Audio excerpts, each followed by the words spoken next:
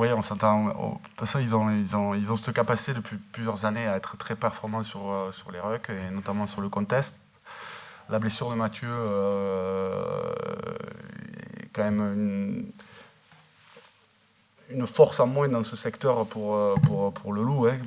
On connaît ses qualités, d'autant plus replacé en troisième ligne, il était vraiment au cœur du jeu, toujours en capacité de mettre les mecs sur le ballon et de le ralentir. Bon, ils ont d'autres joueurs capables de le faire, on sait que c'est quelque chose d'important pour cette équipe lyonnaise, le jeu au sol, donc forcément il faudra y mettre une attention particulière, il faudra aussi être très discipliné dans ce secteur. Voilà, c'est un peu le cas à chaque match, mais ça l'est d'autant plus contre ces Lyonnais qui sont vraiment redoutables dans ce secteur.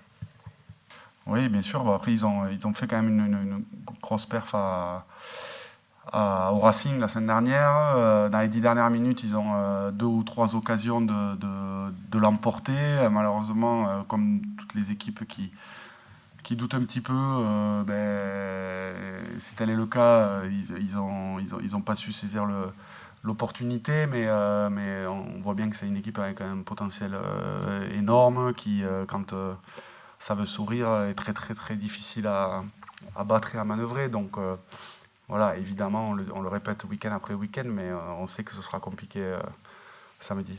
On n'aime pas perdre à domicile. Après, on s'aperçoit que ça arrive quand même à la plupart des équipes de faire un faux pas ou deux durant la saison à domicile. Non, il n'y a pas de sentiment de revanche particulier, ça date un petit peu maintenant. D'autant plus qu'en revoyant les images, franchement, on s'était donné quand même la possibilité de l'emporter avec encore une fois une équipe qui était remaniée à l'époque. En allant 2 ou 3 fois derrière la ligne, les essais étant refusés, voilà, on s'était mis un peu de pression par rapport à ça. Donc non, il n'y a pas de stress, il n'y a pas de sentiment de revanche particulier.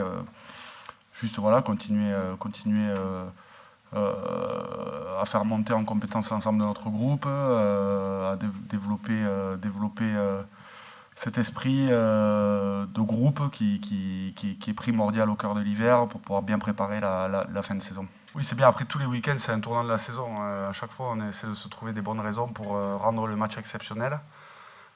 Ils le sont tous.